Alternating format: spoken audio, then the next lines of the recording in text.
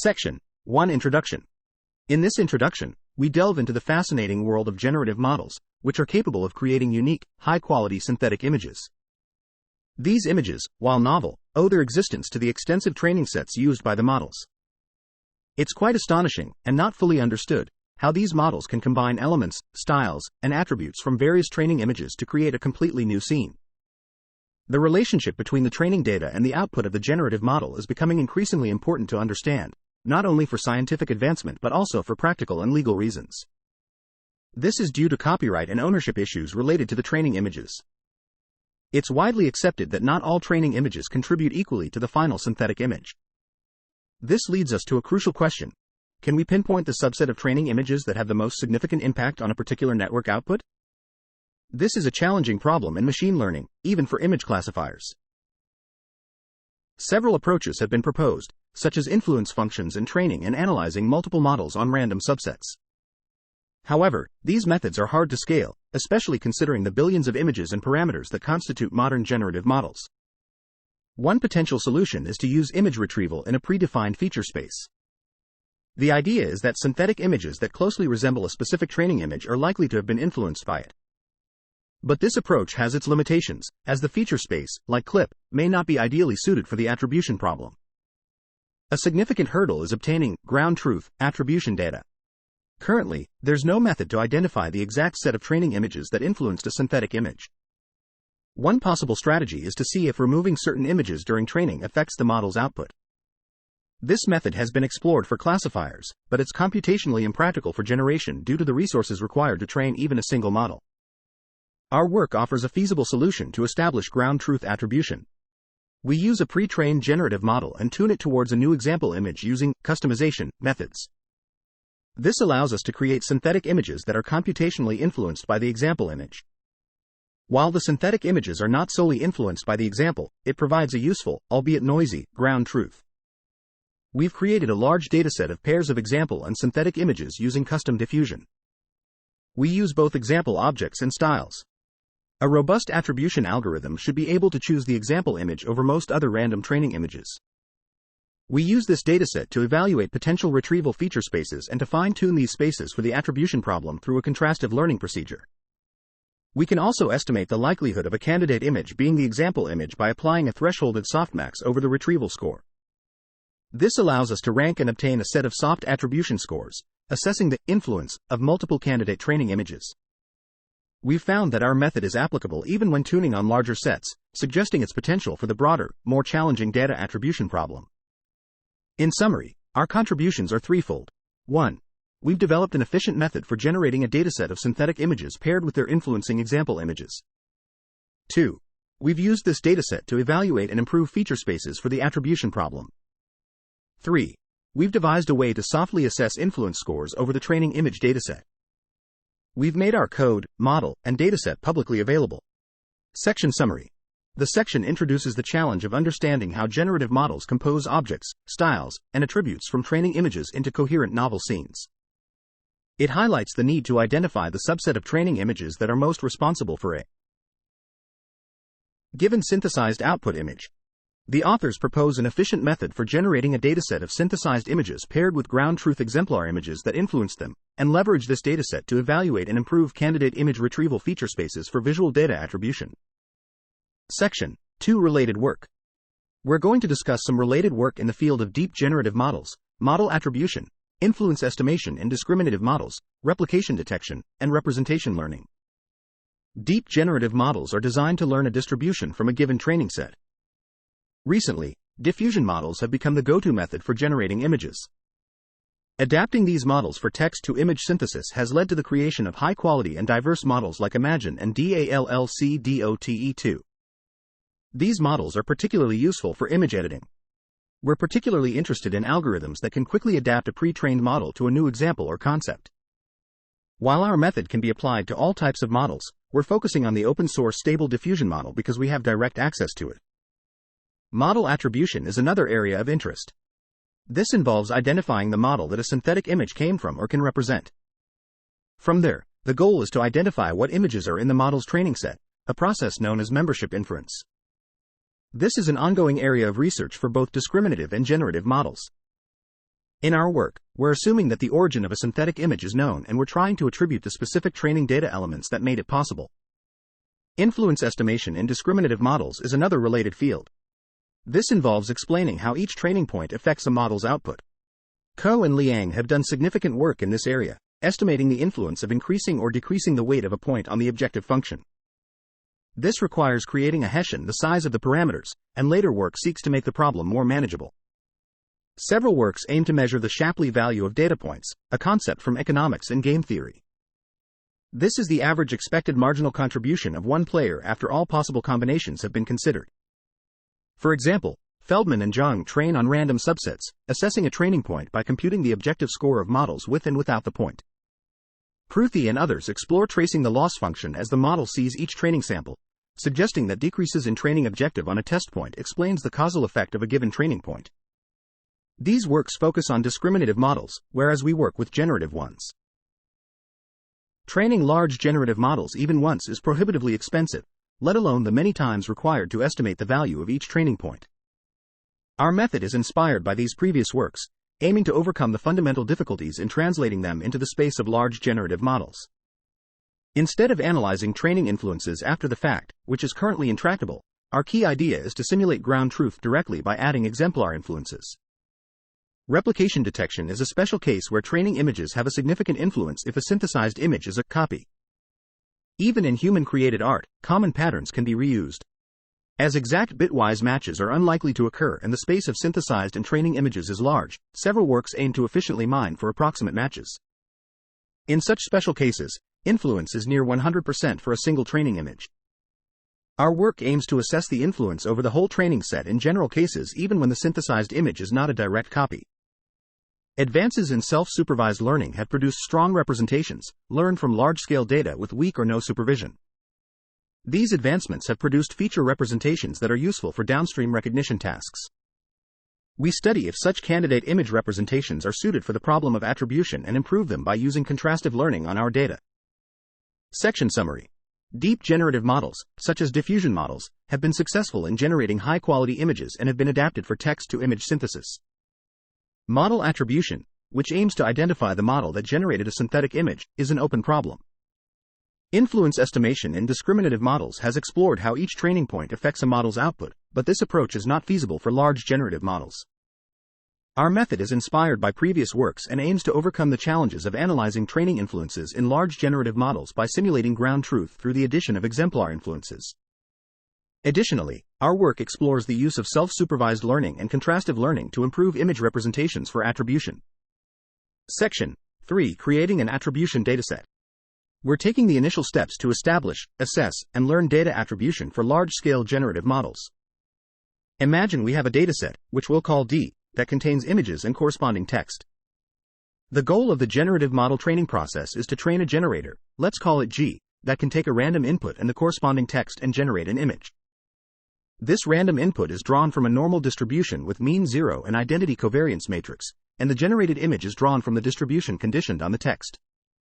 We'll refer to the original training set as X, for example, Leon, and the training process as T, which takes our dataset D and outputs the generator G. We introduce a twist to the training process by training a generator with an added concept, which can include one or several images and one prompt. We'll call this D+. This results in a new generator, G+, which is pre-trained on D and then fine-tuned on D+. Training a new generator from scratch for each concept would be too expensive, so we use custom diffusion, a fine-tuning method that is efficient in terms of runtime, memory, and storage. This allows us to increase the collection of models and images in a manageable way. We generate samples from the new generator, G+, using a function C that generates a random text prompt related to the added concept. We'll call the set of example images X+ and the set of synthesized images X tilde. Next, we'll talk about how we select the dataset. Ideally, we could sample exhaustively from the original training set D and generate infinite random prompts from those models. However, this isn't feasible for large datasets like LAION5B. Also, random images in LAION can contain arbitrary, noisy prompts, making it difficult to identify related prompts. So, to create a clean dataset, we select a set of images for which we can identify clean concept names and assign related prompts. We create two types of models to measure different aspects of generation. 1. Object-centric models, where we add an example of a known class using a single training example. 2. Artistic style-centric models, where we add an example style defined by a small image collection. For each type, we create two separate sets, allowing us to test how well the models generalize when tuning representations on our dataset. The figure shows samples of our dataset and prompts, and the table summarizes the dataset statistics. Next, we'll discuss our dataset composition and prompt engineering strategies. Section Summary. In this section, the authors describe their approach to creating an attribution dataset for large-scale generative models. They propose a add one in training method, where a generator is trained with an added concept using a perturbed training process. To efficiently scale up the collection of models and images, they use an approximation method called custom diffusion. They curate a clean dataset by selecting images with identifiable concept names and related prompts, creating separate sets for object-centric and artistic style-centric models. Section 3.2 Object-centric models. We're using the ImageNet-1K validation set to train our custom models and create prompts. This dataset is ideal because it has annotated class labels and a wide range of categories. During the training process, we use a single image from a specific category and pair it with a text prompt that includes the broader category of the image and a token. This token, represented as v***, is used by our custom diffusion model to link to the input example. Each custom diffusion model is trained on a single example image, and we only use the category names to create prompts during training and synthesis. We manually remove any categories where the custom diffusion model doesn't produce samples that accurately represent the example.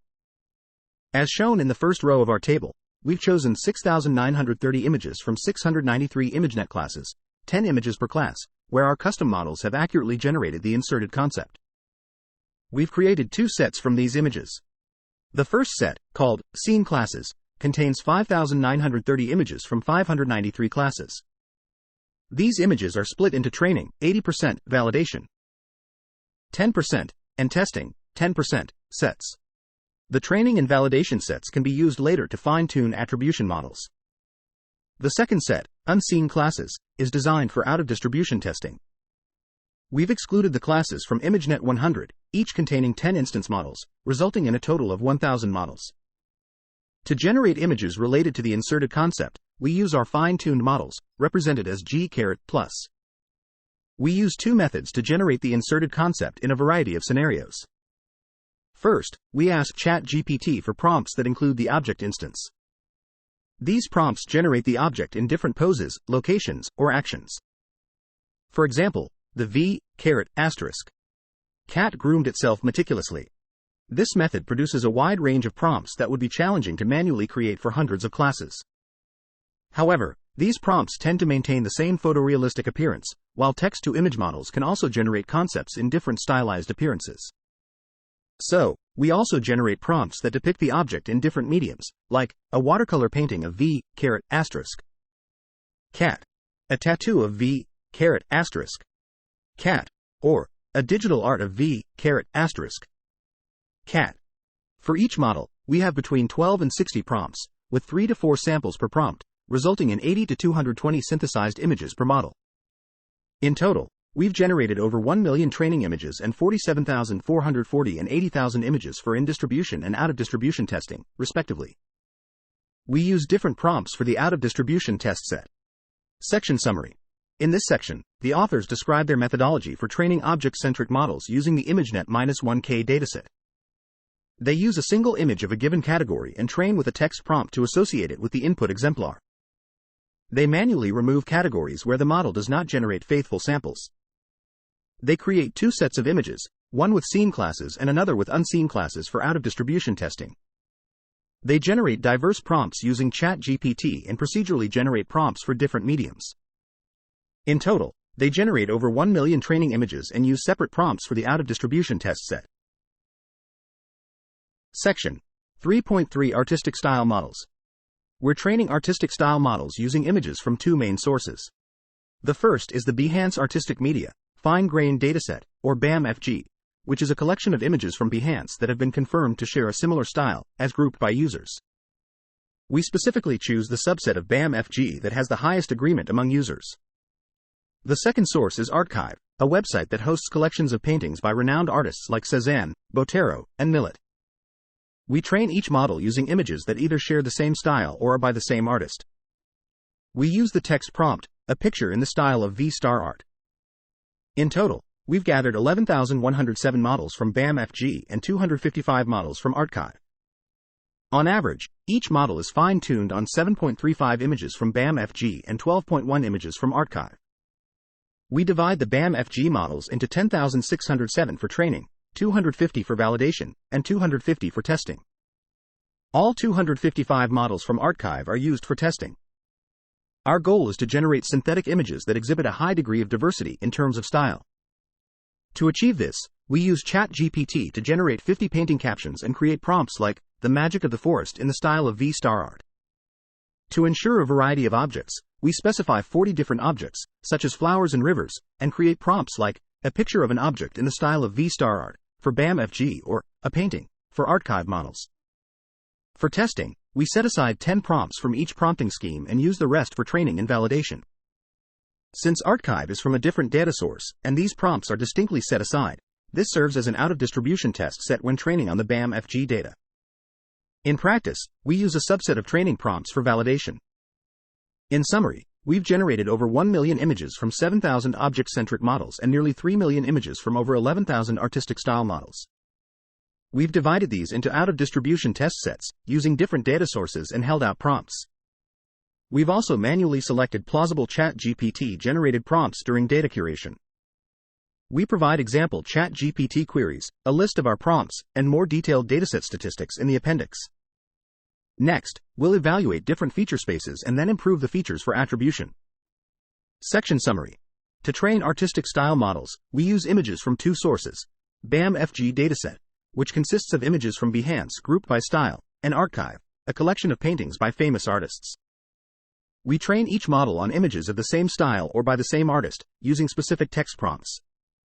We generate over 1 million images from object-centric models and almost 3 million images from artistic style models, splitting them into out-of-distribution test sets. We also provide example queries, prompts, and dataset statistics in the appendix.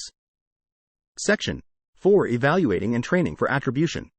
In this section, we'll discuss how we evaluate and train for attribution. We've established a method for creating a dataset of N models, which includes pairs of example training images and influenced synthetic images. These pairs take into account the process of training generative models. Our next goal is to learn the reverse process, predicting the influencing set of images from a generated image. First, we evaluate existing features. We note that a good feature extractor for attribution would assign higher similarity to images in the influencing set when compared to random images in the dataset used to pre-train the model. This allows us to evaluate data attribution using standard information retrieval protocols. We assess different feature spaces to see which ones are best suited for data attribution. While these features provide a reasonable baseline and perform well, assessing visual similarity is not the same as attributing data influence. We then learn a better function for data attribution by fine-tuning pre-trained features on our dataset. Our dataset consists of paired views of training and synthesized sets. This naturally lends itself to contrastive learning, a method used to capture the association between the two views. We apply a pre-trained image encoder along with light mapping functions to create feature extractors. We use a commonly used loss function, the normalized temperature cross-entropy loss, which encourages feature similarity to be large for positive pairs and small otherwise. We experiment with different mapping functions and find that affine mapping performs the best. However, we find that directly optimizing with the contrastive loss leads to overfitting, so we add regularization to the mapping. This results in an attribution loss that we optimize. From the learned feature similarities, we obtain a soft probabilistic influence score, which indicates how likely a candidate image is in the influencing set for synthetic content. We optimize the Kullback-Leibler (KL) divergence, a measure of how one probability distribution diverges from a second, expected probability distribution. Images retrieved with higher similarities should have a higher score. Our task is to map similarity scores to well-calibrated probabilities. To do this, we use an exponential function, a rectified linear unit, ReLU, function, and normalization. This allows us to assign zero probability to low-influence images. We also subtract the similarity score by the maximum to apply thresholding at a similar scale across instances. In summary, Our data curation process generates synthesized images through a forward influence generation process. In this section, we learn to reverse this process by training a feature extractor to retrieve the influencing set from a generated image. Then, by taking a calibrated softmax over the similarity scores, we estimate the probability for which images were in the example training set. Section Summary. In this section, the authors propose a process for creating a dataset of models that includes paired sets of training and synthetic images. They evaluate different feature spaces for data attribution and then learn a better function for data attribution by fine-tuning pre-trained features on their dataset. They also extract soft influence scores and optimize the KL divergence to estimate the probability of images being in the training set. Overall, their approach involves a forward influence generation process and a reverse process of training a feature extractor and estimating probabilities. Section 5 Experiments. In this section, we'll discuss the experiments we conducted to evaluate our method. We used two metrics to measure the effectiveness of our approach: recall at K, which is the percentage of influential images found in the top K retrieved images, and map, a ranking-based score that assesses the overall order of retrieval. To test our method, we retrieved images from a combination of added concepts and a random subset of 1 million images from LAION400M. We used 8 different test cases, each with 2 prompting schemes and 4 different test splits. We then calculated the average metrics for each test case and reported the average metric across all test cases for broader categories like style-centric models. We tested several image encoders, including self-supervised, Dino, MoCo v3, language pre-trained, clip, supervised, VIT, style descriptor, Aladdin, and copy detection, SSCD, methods. For a fair comparison, we used the same VIT B16 architecture for Dino, MoCo, clip, and VIT. We evaluated the encoded features both with and without our learned linear mapping. We trained mappers using only object-centric models, only style-centric models, and a combination of both. We reported the R at 10 metric in the main text and included other metrics in the appendix, as the trends were consistent across all metrics. We found that ImageNet pre-trained encoders, Dino, VIT, MoCo, performed better in object-centric models, indicating that a smaller domain gap leads to better object attribution. However, the task was more challenging for artistic styles, with lower attribution scores. Interestingly, the style descriptor model Aladdin performed worse than VIT and Dino, and clip, even for artistic styles.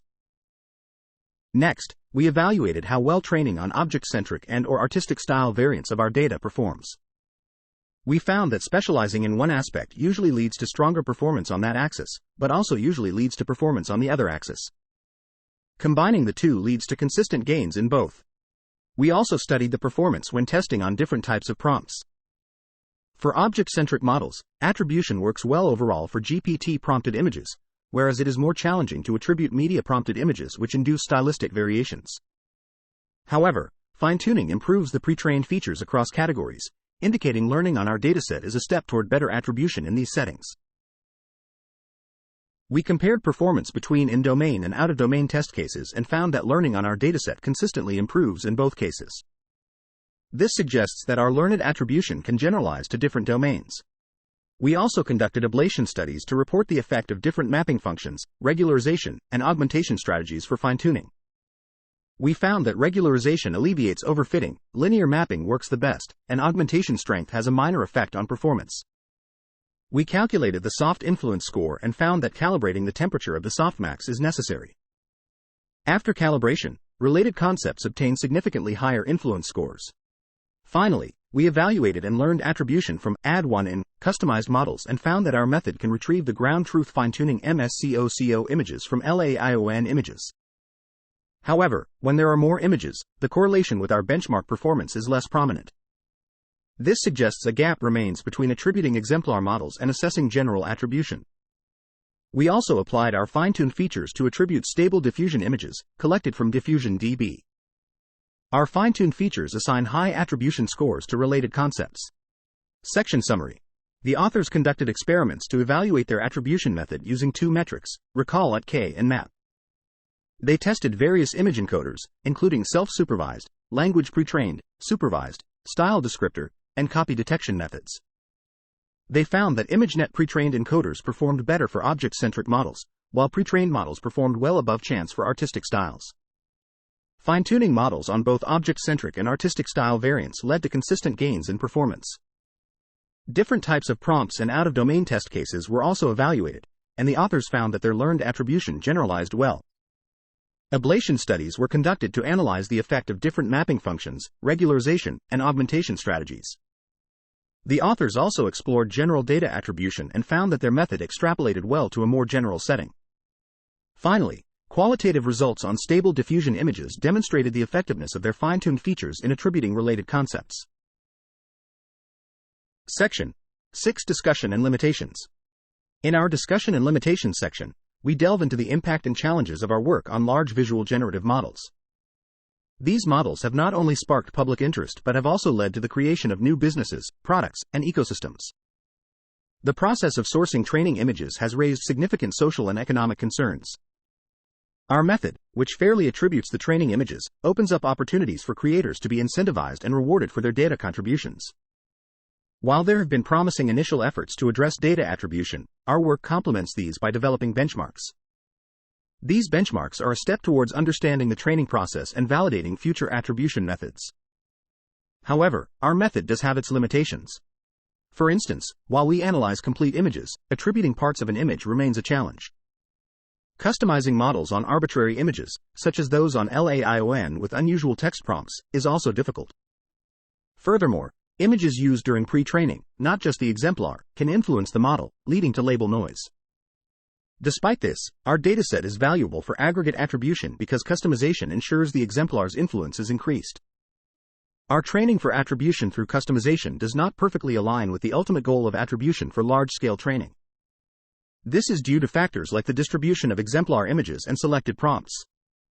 There's also a trade-off between maintaining exemplar influence and preserving sample diversity, for which we adhere to the best practices from custom diffusion.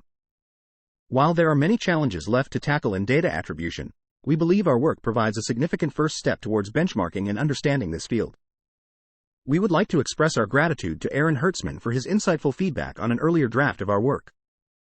We also thank our colleagues at Adobe Research, including Eli Sheckman, Oliver Wang, Nick Kolkin, Taesung Park, John Kalamas, and Sylvain Paris, as well as Alex Lee and Yanglong Tian for their valuable discussions. We appreciate Nupur Kumari's assistance with custom diffusion training, Ruahan Gao for proofreading the draft, Alex Lee's help in extracting stable diffusion features, and Dan Ruda for his assistance with the BAM-FG dataset. We also thank Brian Russell for his brainstorming sessions during pandemic hiking. This work began when SYW was an intern at Adobe and received support from an Adobe gift and the J.P. Morgan Chase Faculty Research Award. Section Summary. The discussion highlights the social and economic issues surrounding the sourcing of training images for large visual generative models. The authors propose a method for fair attribution of training images, which can incentivize and reward creators for providing data. However, there are limitations in analyzing images in a compositional manner and customizing models on arbitrary images. Despite these challenges, the author's work provides a meaningful first step towards benchmarking and understanding data attribution.